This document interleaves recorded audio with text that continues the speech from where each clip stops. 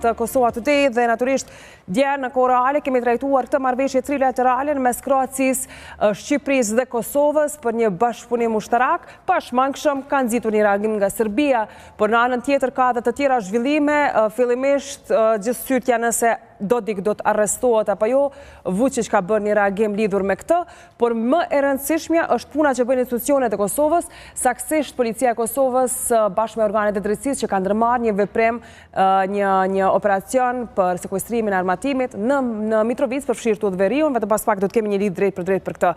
Por fillimisht më lejoni që të prezantoj panelin, Kora Blaka është më mirë se vjen. Përshëndetje, mirë se vjen. Dhe në anën tjetër Luzim Veliu, faleminderit shumë i nderuar. Përshëndetje, faleminderit për ftesën. E kam një lutje nëse ka mundësi. Patjetër, zotëri Blakaj. Do doja të kisha edhe pamje prej studios. Okej, ajo është çështje e regjisë, shpresoj që ndërkohë do ta keni edhe daljen zotëri Blakaj, ndërkohë është me shumë interes duke u ndjekur ky fakt, pra Kosova arrin një marrëveshje trilaterale me dy vende anëtare të NATO-s. Çfarë nënkupton kjo sipas jush? Së pari, nevojë për të pasur një aleancë ballkanike kundër një shteti i cili vazhdimisht demonstrohet armiqësor ndaj fqinjve të tij, e ka dhënë analisti i shquar dhe ambasadori briljant i Shqipërisë, zoti Shaban Murati, i cili madje dhe ka botuar një libër për këtë drejtim. Ai ka dhënë analizën e tij mbi nevojën e organizimit të një boshti, domethënë të Shqipërisë, Kosovës dhe Kroacisë për ta balancuar asimetrinë eventuale ushtarake me shtetin serb, i cili po ashtu sponsorizohet nga Serbia.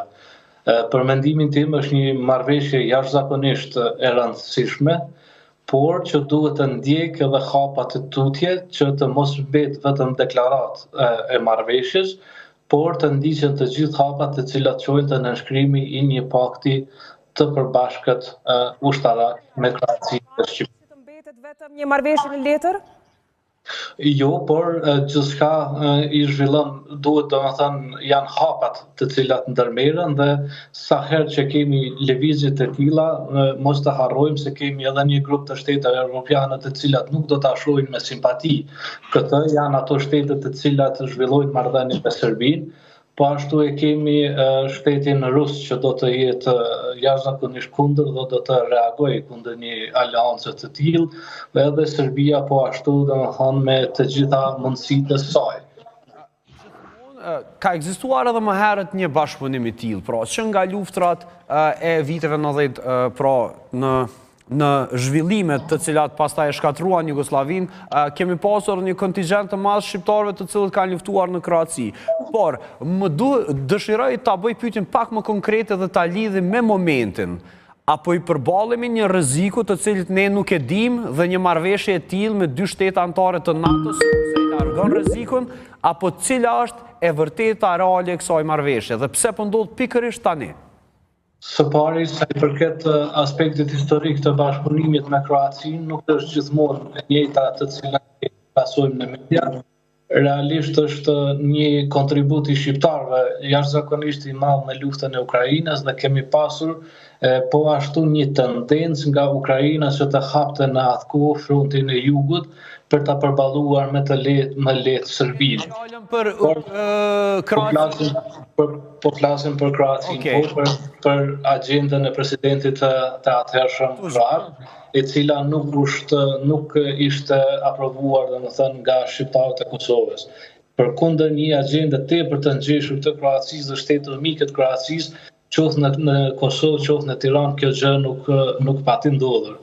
Ndërsa për sa i përket momentumit në të cilin ndodhemi, gjeopolitika ka pësuar ndryshime të rëndësishme dhe Kroacia tashmë është pjesë e Bashkimit Evropian, e dëshmuar me armiqësi të plotë me Serbinë dhe për këtë arsye janë krijuar kushtet që të kemi një aleancë me kroatët, duke e ditur edhe përparësinë e popullit shqiptar që ne nuk jemi në kufi shtetëror me Kroacinë. Do të thënë jemi pak në një përparësi për të lidhur një marrëveshje të tillë, domethënë se nuk rrezikohemi sikur elementi bosnjak që në fillim pati pasur një bashkëpunim me Kroacinë, por në fund ai doli një tradhti e qartë.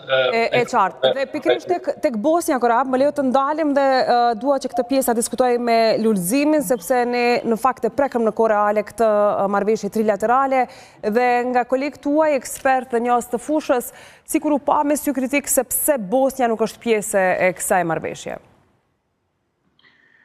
Po, unë fillimisht do të thoja që është një marrëveshje e mirë, jo vetëm një marrëveshje e mirë, por është marrëveshja apo më e mirë që është bërë nga qeveria aktuale e Kosovës. Dhe përfituesi më i madh i gjithë kësaj marrëveshje është vetë Kosova, pasi që Shqipëria dhe Kroacia janë dy vende anëtare të NATO-s dhe ata në një farë forme e kanë çështjen e sigurisë e kanë shumë më mirë dhe më të avancuar se Kosova, e cila pretendon në të ardhmen të jetë anëtare me të drejtat e plota të NATO-s, një aleancë dhe një marrëveshje e tillë jo vetëm në çështjen e sigurisë, por ndihmon shumë edhe në integrimin e Kosovës drejt kësaj aleance, pra ku e kemi synim. Ndërsa sa i përket pjesës së Bosnjës, pse ajo nuk është pjesë e kësaj aleance, unë mendoj se Bosnja një gjë të tillë e ka shumë më të vështirë se Kosova dhe vendet anëtare të aleancës për të marrë një vendim të tillë, pasi që dihet në filli se përbëhet nga 3 etnitete shtetformuese dhe me 49% të territorit të Bosnjë-Hercegovinës administrohet nga Republika Srpske, kryetari së cilës është Dodiku, njëri i 9 grada nga Shtetet e Bashkuara të Amerikës, njëri i cili po kërkohet dhe është i dënuar nga gjykatat në Bosnjë, dhe kjo ja pamundëson Bosnjës që të jetë pjesë e një aleance. Mirë po unë mendoj se nënshkrimi i kësaj marrëveshje është vetëm fillimi i një aleance e cila pritet të Ka mundësi që pikërisht këto zhvillime të cilat ju i përmendët paraprakisht të jenë edhe një farë lloj katalizatori arritjes së kësaj marrëveshje, sepse ne si shtete funksionojmë Koxhamamoti dhe një gjë të tillë mbase mund ta nënshkruanim edhe më herët. Po, është fakti i madh, ne e kemi diskutuar në vazhdimsi, sidomos në periudhën pas fillimit të luftës në Ukrainë, apo 2 vitet të fundit është diskutuar çështja e sigurisë së vendeve të Evropës, e sidomos të Ballkanit që ka qenë si një lloj baruti që pritet vetëm një gacë për të ndezur. Dhe unë mendoj se një aleancë e tillë e bën Kosovën më të sigurt, jo vetëm Kosovën, por e bën të gjithë rajonin më të sigurt dhe do të kontribuoj në ruajtjen e stabilitetit rajonal. Dhe për të kthyer aty ku isha dhe për ta potencuar atë çfarë desha të them më herët, është vetëm hapi i parë me sa duket, pasi që pritet se pjesë e kësaj aleance të jenë edhe vende të tjera. Unë dëgjova se një ftesë e tillë i është bërë edhe Bullgarisë. Pra kryesisht vendeve të rajonit, vendeve të Ballkanit, dhe do të ishte shumë një gjë e mirë sikur kjo aleancë që tani më është e nënshkruar. Dhe unë jam shumë i sigurt se këto 3 vende që janë pjesë e kësaj aleance do t'i qëndrojnë besnik kësaj aleance dhe do të kryen detyrat dhe obligimet që i parashtron aleanca. Pra, edhe Bullgaria mund të jetë potencialisht në këtë aleancë ballkanike, po e quajmë kështu.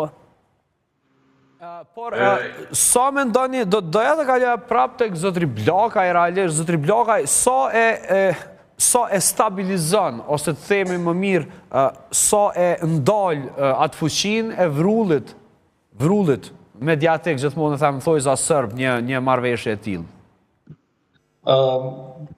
Sot në botë, më së miri funksionon paqja e cila është e balancuar dhe e garantuar nga forcat ushtarake të njëra tjetrës. Ne jemi në një pozitë asimetrike, ka shi Serbisë, duhet ta pranojmë. Domethënë, ata janë një shtet më i vjetër, kanë një aleat që i ka financuar, trajnuar vazhdimisht dhe ju jep teknologji, madje mbështeten edhe në teknologji nga Kina, dhe për këtë arsye edhe buxheti i tyre ushtarak është më i madh, ndërkohë që ne jemi shtet që jemi formuar pak me vonesë, si themi, dhe nuk e përballojmë, si themi, me plotësi ose me lehtësi një përballje me Serbinë. Po si treshe, do të mund ta përballonim? Për këtë arsye janë të rëndësishme domethënë të krijohen aleancat edhe të shfrytëzohen ato. Kjo aleancë vjen në domethënë e mirë se ardhur për shkak se Kroacia dhe Shqipëria janë të dyja shtete anëtare të NATO-s dhe me këtë marrëveshje, e cila në fakt është model edhe i marrëveshjeve të tjera të cilat kanë shtetet aleate të NATO-s për kundrejt atij marrëveshjes kontraktuale në aleancë. Për shembull ka një marrëveshje strategjike Franca me Greqinë për t'u përgjigjur luftës së mundshme me Turqinë, por ashtu ka një aleancë strategjike Gjermania me Turqinë, e cila vlen të theksohet në këtë moment. Kemi një aleancë tjetër, për shembull, mes Polonisë dhe Lituanisë. Por le të ndalemi, zotri Blakaj, le të ndalemi tek aleanca jonë, e kuptoj informacionin e shumë që e keni, por le të koncentrohemi konkretisht tek aleanca jonë. Është mjaftueshme e fuqishme për t'i bërë ballë Serbisë një aleancë tripalëshe e tillë? Marrëveshja, aleanca e cila po vjen, domethënë nuk është vetëm për t'i bërë ballë Serbisë së vetmuar, është përgjigje e një aktiviteti tepër të shtuar, hibrid, i cili organizohet që nga linja e Bielorusisë, vazhdon me Rusinë, prek Slovakinë, Hungarinë, Vojvodinën dhe përfundon domethënë në Serbi. Është një brez i tërë i shteteve dhe i kufive me një gjatësi të gjatë, i cili organizon aktivitet hibrid, destabilizues. Dhe kjo marrëveshje vjen pikërisht domethënë në këtë kohë për t'u përgjigjur këtij aktiviteti të shtuar të Rusisë Serbisë. A do të jemi të bashkuar edhe në luftën hibride, sepse ne këtu gjithmonë po flasim për marrëveshje ushtarake, ndërsa ne e dimë se lufta hibride zhvillohet në disa sfera. Kjo jep përparësi jashtëzakonisht të madhe Kosovës, sepse tani Kosova mund të marrë më tepër informacion, domethënë nga Shqipëria zyrtare dhe nga Kroacia zyrtare, që janë pjesë e luftës ose kundër luftës hibride që bën Rusia, domethënë në këtë region. Për këtë arsye, domethënë ka pasur, si themi, interesat të trija shteteve për të nënshkruar një deklaratë të tillë. Interesi i Kroacisë është ta forcojë pozicionin e saj, domethënë si faktor ndërkombëtar brenda Ballkanit. Interesi i Shqipërisë është tepër strategjik për Kosovën. Domethënë marrëveshja e tillë është interes kombëtar i Shqipërisë për shkak se siguron dhe mbron ose avancon sigurinë e Kosovës dhe në fund për Kosovën, domethënë Kosova ka përfitimet më të mëdha, qoftë operacionale, qoftë në informacion ose qoftë në marrjen e teknologjisë ushtarake, madje shfrytëzimit edhe të kanaleve detale që ka Kroacia në e qartë. Dhe pikërisht tek mbasi edhe teknologjia në armatim dhe një investim i mundshëm i përbashkët në të ardhmen. Luli, sa janë gjasat që në të ardhmen Kosova, duke qenë se ditëve të fundit duket të jetë një nga prioritetet kryesore që Kosova në të ardhmen të nisë edhe prodhimin e armatimit apo edhe të pjesëve tjera përcjellëse, është paralajmëruar një fabrikë dronëve, e plumave gjithashtu. Luli, është të mundur që kjo të ndodhë në bashkëveprim me Kroacinë dhe Shqipërinë? Po pjesën e prodhimit të municioneve, por edhe të dronëve në Kosovë kemi diskutuar edhe kohë më parë pas vizitës së kryeministrit Kurti në Turqi dhe arritjes së një marrëveshje me një kompani që në fakt ende nuk kemi diçka konkrete në këtë drejtim dhe nuk e kemi një kontratë apo një marrëveshje të arritur në mes të asaj. Mirë po, kjo do të ishte një gjë shumë e mirë që sa më parë që është e mundur të filloj prodhimi prodhimi i municioneve, dronëve, pra zhvillimi i industrisë së armatimit, që do të ishte një përparësi shumë e madhe për Kosovën, duke pasur përballë se Kosova është një shtet i ri krijuar shumë vonë, pra kemi vetëm 17 vite shtet dhe si i tillë nuk kemi trashëguar asgjë nga ish Jugoslavia, pjesët e cilës ka qenë edhe Kosova, pra të gjithat armatim, të gjithat ushtri e ka trashëguar vetë Serbia dhe pa tjetër se është njëra nga fuqit më të mëdha ushtarake në Ballkan. Mirë po, me rastin e krijimit të kësaj aleance, do ta bëj edhe atë të mendoj shumë mirë me të gjitha deklaratët dhe veprimet e tyre kundër këtyre vendeve, pasi tani nuk ka të bëj me një Kosovë që në magazinat e saj të armatimeve ka qenë shumë e varfër, apo me atë sa një dim kemi periudhën e fundit gjatë kësaj qeverisje që janë bërë porositje të armatimeve të ndryshme, sa kanë arritur ato, ne nuk i kemi informacionet e sakta, por do të përballet me një aleancë tripalqe me Kosovë, me Shqipërinë dhe me Kroacinë, pra me Shqipërinë gjithsesi, një gjë e tillë është bërë shumë e qartë. Por realisht zotri Veliu, mendoni shqiptare di Rama kur e tha shumë hapur se në çdo rast rreziku të Kosovës Shqipëria është në luftë, një gjë të tillë e ka shumë të qartë Serbia dhe Vučići. Mirë po ja që tani kësaj aleance po i bashkohet edhe Kroacia, e shumë shpejt unë mendoj dhe pres që ndoshta do të bëhet edhe Kroacia, edhe Maqedonia, sikur në Maqedoni të kishim qeveri. Dhe si shihni zotri Veliu këtë aleancë, e shihni si një faktor stabiliteti në Ballkan, apo një mundësi e Serbisë për destabilizimin e Ballkanit, pikërisht si pasojë e kësaj marrëveshje? Patjetër, unë e shoh si një aleancë për ruajtjen e stabilitetit në Ballkan. Në momentin që balancohen forcat, atëherë lufta do të jetë shumë më larg, pasi që secili që do ta mendoj luftën, do t'i mendoj edhe pasojë. Dhe për këtë arsye, mendoj se arritja e kësaj aleance do ta stabilizojë rajonin dhe jo rastësisht kishim edhe reagimet e Serbisë kundrejt kësaj aleance të arritur dje në Tiranë, pra një aleancë e cila tani më është e nënshkruar dhe nuk ka kthim mbrapa. Unë uroj që sa më shpejt kësaj aleance të bashkohen edhe vendet e tjera me orientim properendimor, se desha më herët të them se unë jam shumë i sigurt se pjesë e kësaj aleance do të ishte edhe Maqedonia, sikur të kishim ish qeverinë socialdemokratike. Mirë po ja për fatin e keq. E në të kaluarën edhe Malizi, por tashmë ka ndryshuar gjërat atje.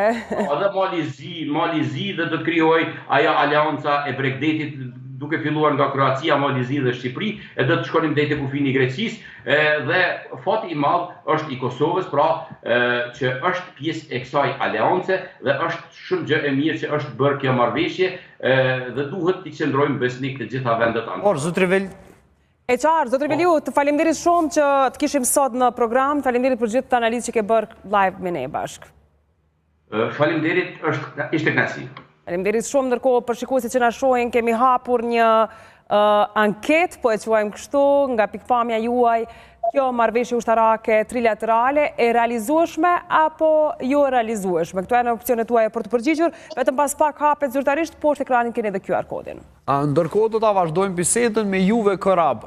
Korab realisht si e shikonte? E shikon një faktor stabiliteti, një marrëveshje të tillë? Apo duke marrë parasysh sensitivitetin e situatës, mund të jetë edhe një arsye që gjërat të ndryshojnë më shpejt në Ballkan? Në çdo analizë i ka përparësitë të saj dhe i ka negativitetet të saj. Por për Kosovën, Shqipërinë dhe për Kroacinë i ka përparësitë absolute. Ndërkohë që Serbia nuk do të qëndrojë duarkryq, kjo dihet. Por janë të mashme veprimet e Serbisë dhe në çfarë niveli mund të shkojë. Por në Ballkan, pikërisht nëse Serbia nuk do të rritë duar kryq, Korab, cili është rreziku që të kemi një kundër aleancë, duke ditur sot influencën e Serbisë për fat të keq në Maqedoni, të paktën në rastin e arrestimit të ish njerëzve që kanë luftuar në kuadër të UÇK-s, pam disa ndalesa të tyre, sikur po e zbatonin pra këtë kërkesë të Serbisë, apo qoftë që Serbia në të ardhme ta bëjë një tjetër aleancë, një kundër aleancë dhe kësaj tresheje me vetën këtë rast, Maqedoninë dhe Malin e Zi, duke shtuar të gjithmonë influencën serbe. Serbia është në presion të gjeopolitikës, në presionin më të lartë të gjeopolitikës që godet Ballkanin. Ajo duhet të përgjigjet në këtë kohë, a dëshiron të vazhdojë të ngelet aleate e besueshme e Rusisë, apo do ta bëjë atë kthimin e shumë pritur të shumë diplomatëve, edhe tentimin e shumë diplomatëve që të kalojë në bllokun perëndimor.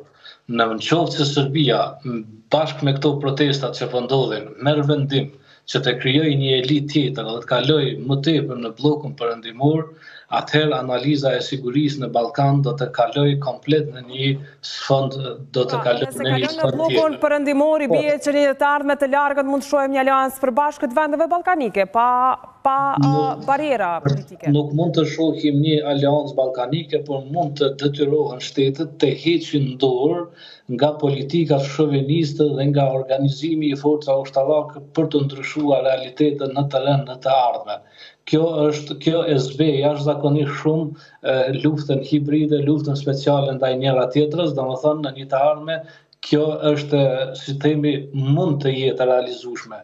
Por gjithçka varet, domethënë, nga analizat që do ta bëj Kombi Serb me vetveten dhe do të pozicionohet përsëri. Me lejoni të shtoj diçka të rëndësishme. Patjetër. Ne nuk kemi bërë marrëveshje ushtarake me Kroacinë. Për të bërë marrëveshje ushtarake me Kroacinë dhe me Shqipërinë janë disa hapa juridik dhe disa veprime kontraktuale të cilat i nënshtrohen po ashtu analizës së madhe të cilën doktrinës së madhe e cila zhvillon NATO.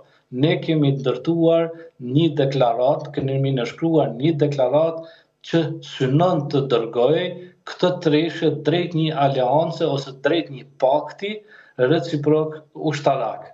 Për këtë arsye, nëse neve na ndodh lufta sot, nuk do të thotë që obligohet Kroacia juridikisht dhe Shqipëria për të na ndihmuar.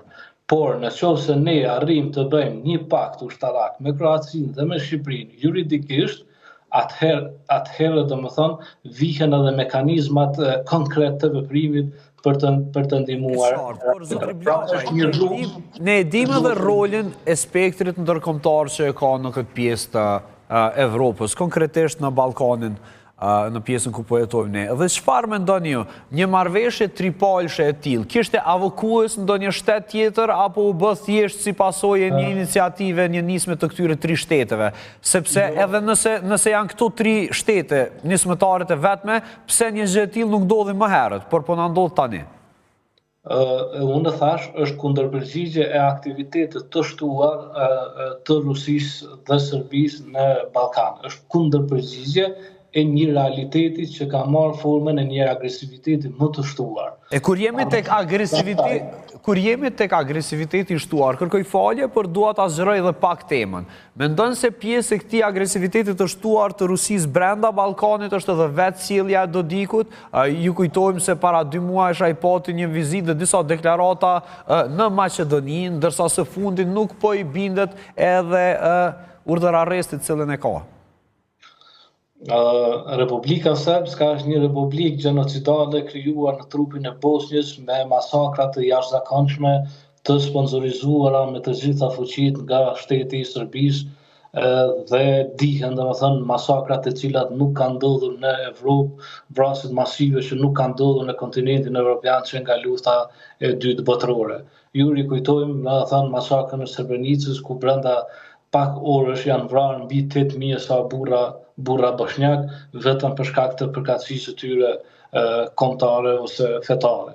Prandaj, domethënë, e gjithë analiza e sigurisë për Republikën Srpska është e një destabilizuesi të mundshëm.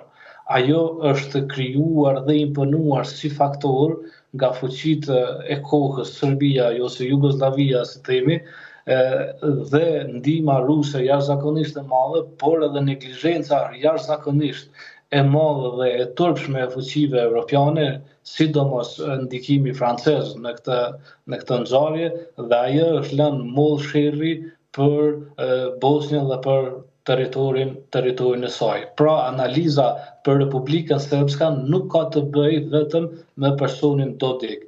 Cili do serb që do të vijë në pushtet, domethënë në Republikën Srpska ose do t'i prijë proceseve të asaj republike, vjen me këtë logjikë dhe ka një parapërgatitje të kësaj logjike.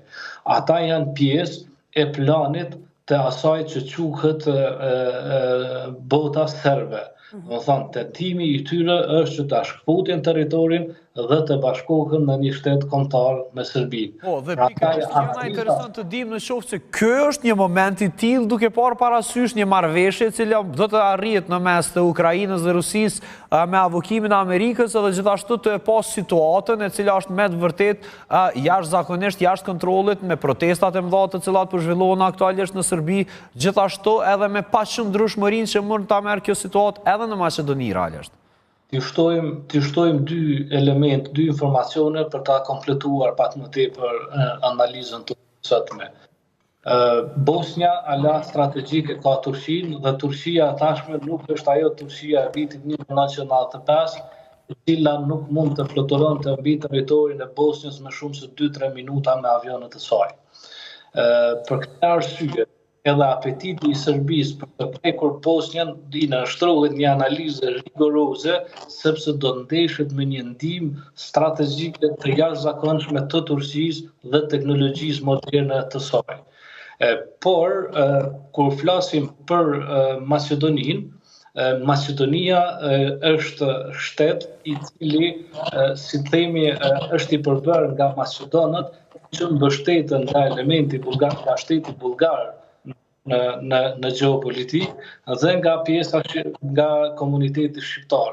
Për këtë arsye, ndikimi i Serbisë në Maqedoni nuk është më ai i cili ka qenë më përpara për shkak të pozicionit të Bullgarisë, domethënë në NATO.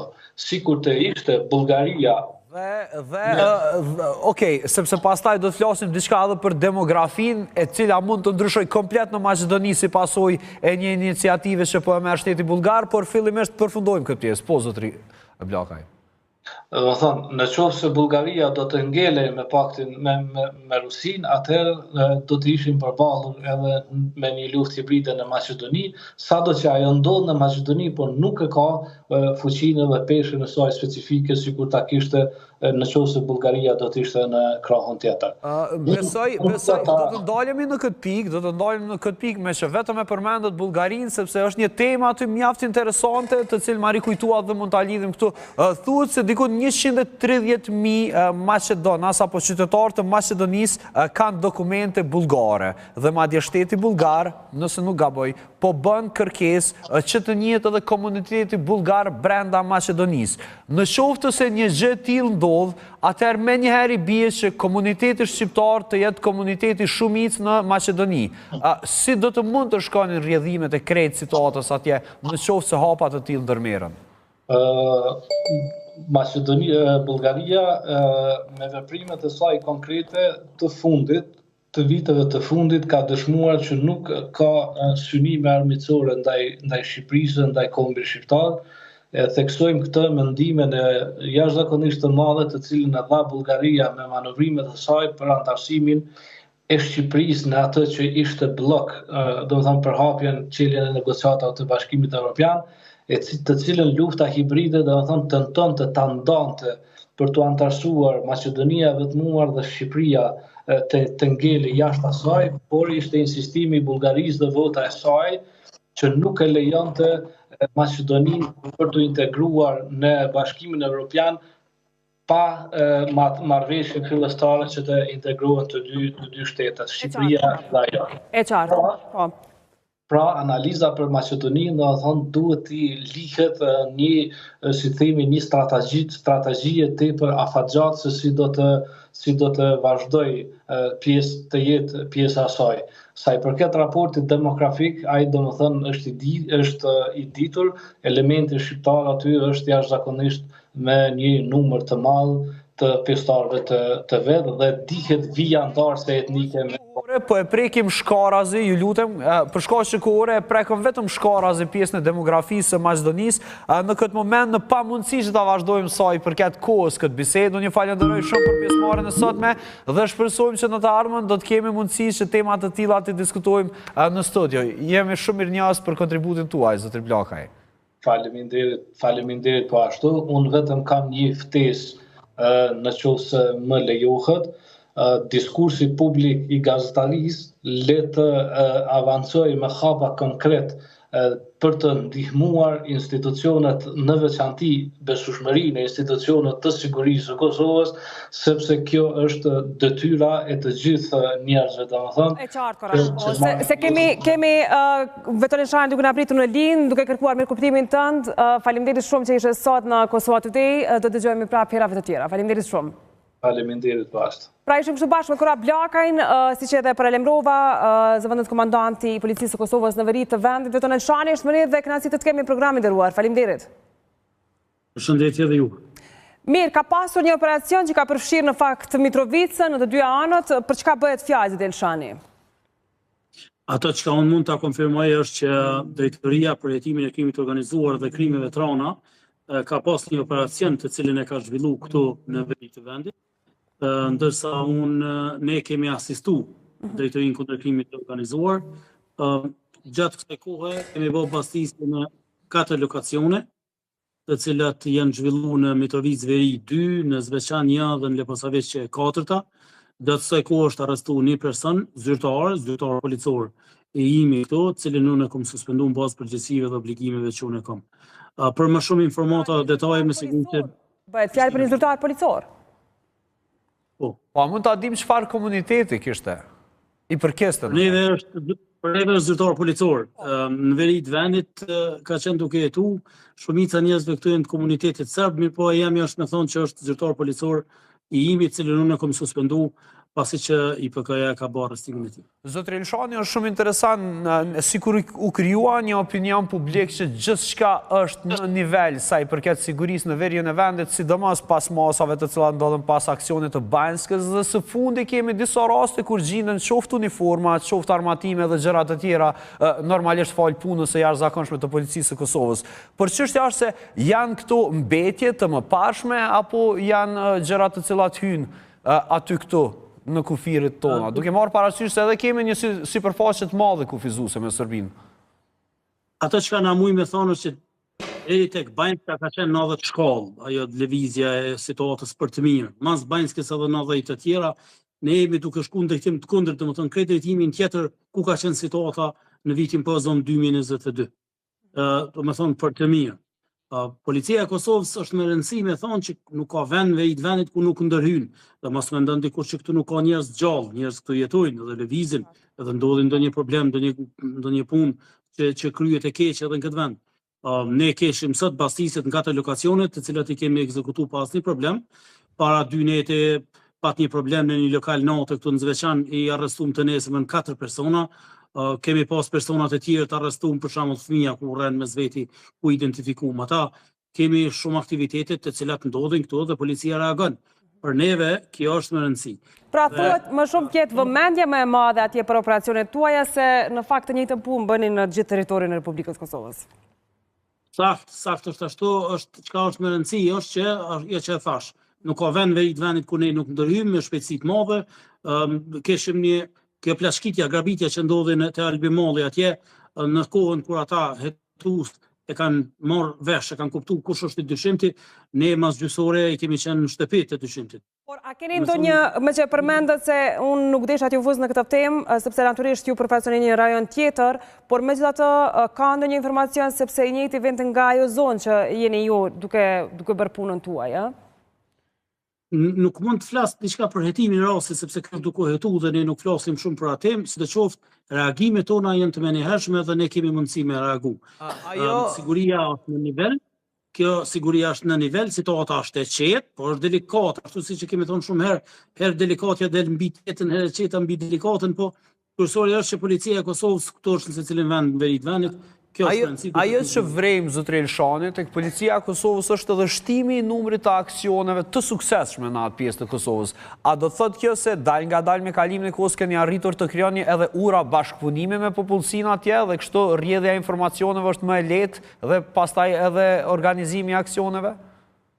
Kjo është e vërtetë çka thoni ju, është plotësisht e vërtetë, sepse ne nuk mund të reagojmë edhe nuk mund të bastisim edhe të kemi sukses nëse hym shtëpi për shtëpi, ajo është tjetër, nëse hym raci se cilin metër katror të vendit, ajo diçka tjetër, mirë po ne shkojmë aty ku duhet, aty ku kemi informacion dhe aty ka sukses. Kështu që për neve kemi një bashkëpunim shumë të mirë me qytetarët e Veriut Vendit, normalisht që ka shumë punë për me bo ende, ne jemi për ato që me pas një qafje të përgjithshme qeverisë komplet Kosovës në drejtim të Veriut Vendit, me pas më shumë investime, me pas më shumë zhvillim ekonomik, po përndryshe policia kryen punën e vet. E qartë, zotin Shani, një pyetje fare përfund edhe njerë për këtë grabitësin tek qendrat hektare në Prishtinë. Ishte emër i njohur për policinë kë? Ka qenë emër i njohur, po për arsye se ne nuk kemi të drejtën me fol shumë për përpaskenjen e tij, nuk po bëjmë një gjë të tillë, po kemi mjaft informacione për to, informacione të cilat jemi duke i ndarë me Por, ana heqni një dilemë, sepse këtu janë ngritur disa pikpyetje në këtë studio nëse mund të ketë qenë diçka organizuar, një sulm për te atij të grabitës dhe privat, apo thjesht ishte një çështje hajdutrie, siç ndodhet të zëmë në këtë botën dhe përfshirë dhe Prishtinën. Unë nuk mund të flas për rastin që ka ndodhur atje, por rastet të cilat i heton policia dhe përvojën teme që kam 25 vjeçare, i bën që ne hetojmë çdo pistë të hetimit. Domethënë çdo informacion. Pra nuk përjashtohet se i njëjti mund të ketë qenë pjesë e një organizimi tjetër, jo vetëm thjesht një grabitje e rëndomt? Jo, unë nuk e thash ato. Jo, nuk e përjashtoni mundësinë, këtë thash edhe unë. Asnjë gjë nuk përjashtohet, aty ku çojnë hetimet, aty shkojmë edhe na. E qartë. Zotri Elshani, një pyetje krejt për fund për shfrytëzoj rastin, pak jashtë teme, po normalisht në punët e policisë ne e vrejmë se ka një prani shumë të madhe për vite me radhë të armëve pa leje në vendin tonë. Kur jemi tek Veriu i Kosovës, qëndron edhe ajo zonë pak a shumë njëjtë si kur regionet tjera të Kosovës, apo ka më shumë, apo më pak, apo cili është informacioni që keni janë, realisht në bazë të punës ditore që bën atje? Veriu i Vendit ka qenë një rast unik me që i kështu, për arsye se ne kemi pas 2 pika, po kemi edhe sot 2 pika kufitare, Bërnjakun edhe Jarinjen, që janë pika zyrtare të kalimit kufitar, mirë po kanë qenë 63 rrugë, të cilat kanë qenë ilegale. Dhe veç ai i cili unë konsideroj ai që ka pas nevojë me një për pikë kufitare, ka bën një gjë të tillë, përndryshe nëse kriminalët apo personat me të kaluar kriminal kanë dashur me shfrytëzu rrugë të tjera, ata kanë bën një gjë të tillë sepse kanë pas mundësinë. Çdo herë kur ne jemi bllokuar në rrugë dikun, për shembull për Mitrovici Jugut për Leposaveç, jemi bllokuar vitin 2022, 2021 më herët, janë hap rrugë tjera ilegale, kështu që ka pas vend për kalim ilegal sa don. Këtu ka pas një rasti të madhe të armatimit në mënyrë të pakontrolluar. Ju e keni parë rastin e Banjskës, rasti i Banjskës është kur me armatim ushtarak ne jemi ballafaqu. Ata kanë pas armatim ushtarak, ne kemi pas armatim policor. Kështu që situata mund të themi që është shumë më mirë, shumë më qetë, kjo është më rëndësi për neve, për ato që ka pas në të kaluar ne jemi duke punuar me qytetarë, duke ju treguar me punë, që ne jemi këtu për ju shërby atyne, kemi ndërsh komunikacionin, me parking jemi duke u marrë, jemi duke punuar në përmirësim të cilësisë të jetës së qytetarëve. E qartë, zotë Elshani, sa për korekcie dhe për njerëzit që na shohin, tashmë ka edhe një tjetër njoftim të policisë sa i përket asaj që ndodhi dje pranë qendrës hektare Albi Mall, pra është zgjeruar pista e hetimeve, gjendet vetura tjetër e grabitësve në Veternik, kishte municion në të. Ky është lajmi i fundit, nuk dua t'ju ngarkoj më shumë, por krejt për fund, çka u sekuestrua sot në këtë operacionin e sotëm, edhe sot bëhet fjalë për armatim. Ka pas një komunikat përbashkë sa diun për media nga Policia e Kosovës dhe Prokuroria Themelore në Mitrovic, nuk më lejohet, nuk kam të. Mirë, do e lexoj si lajmën për të liruar ty nga komunikata aty, unë flas vetëm për Veriun e Vendit. Faleminderit shumë zotë Elshani, kënaqësi të kishim program dhe e njëjta kënaqësi është gjithmonë. Faleminderit ju. Faleminderit. Atëherë nuk do të ndahemi nga ky blok, por do ta vazhdojmë këtë bisedë me mikun tjetër të emisionit ton, zotrin Nejmedin Spahiun. Zotri Spahiu, është kënaqësi t'ju kemi në Kosova Today. Vjen mirë. Atëherë, profesor, një reagim i Serbisë dhe një marrëveshje trilaterale. Si e shikon reagimin realisht, po fillimisht do të kthehesha pak tek marrëveshja. Çfarë do të thotë për ty kjo marrëveshje? E pronën e avokuan të huaj këtë marrëveshje në këtë moment, apo thjesht është një iniciativë trepalëshe pa avokimin e spektrit ndërkombëtar? Nuk e di këtë, por besoj që është një iniciativë trepalëshe, është një iniciativë e qelluar, e vonuar, e cila iniciativë duhet thellëuar dhe zgjeruar. Duhet thellëuar sepse kjo akoma nuk është një aleancë ushtarake, por do duhet të ishte një aleancë ushtarake në përballje të rrezikut të agresionit potencial serb në rajon si shtet i vetëm i cili rrezikon sigurinë në rajon. Duhet zgjeruar sepse në këtë fakt 3 palësh do duhet të ishte në fakt minimumi 4 palësh, do duhet të përfshihet edhe Bullgaria në këtë si vend mik, si alati natyrshëm edhe i Kroacisë, edhe i Kosovës, edhe i Shqipërisë. Dini që Bullgaria ka qenë i pari vend ortodoks i cili ka njohur Kosovën. Dhe kjo do të pakson të rrezikun e një lufte potenciale në rajon. Prandaj edhe ka patur një reagim të Serbisë, sepse Serbia i fryn kungullit në gardh. E larg e ndjen atë peshën e rrezikut, përkatësisht rrezikut jo rrezikut që të sulmohet Serbia, por rrezikut që prishja e planeve. Të prishen planet e saj. Po cilat plane a prish një marrëveshje e tillë, profesor? Na elaboro pak, ju lutem. Cilat plane konkrete Serbisë ja prish një marrëveshje e tillë? Tani me ardhen e Trumpit në pushtet, pritën ndryshime të mëdha gjeostrategjike, gjeopolitike.